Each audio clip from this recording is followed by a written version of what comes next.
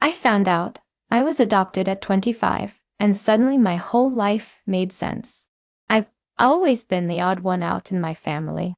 With my fiery red hair and artistic spirit, I was a splash of color in a world of dark-haired, logical minds.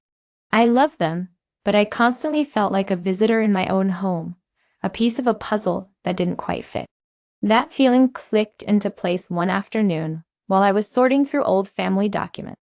I found a hospital record from my birth with a different mother's name listed. Beneath it were childhood photos of me with a stranger, a woman whose loving gaze felt eerily familiar.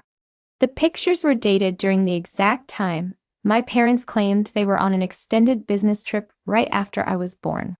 I laid the documents and photos on the dining table and waited. When my parents came home, the silence in the room was heavier than anything I'd ever known. Their evasions and nervous glances said it all before I even opened my mouth. "Who is the woman in these photos?" I asked, my voice shaking just a little. "And why is her name on my birth record?" The truth finally spilled out, and my world shattered. My whole life had been a lie. They weren't my parents. They were my aunt and uncle. My real mother, my mom's younger sister, had died shortly after I was born, and they had raised me as their own.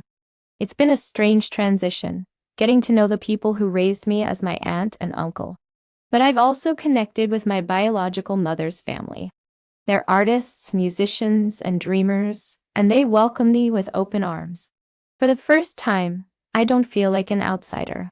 It feels like I'm finally starting to write my own story.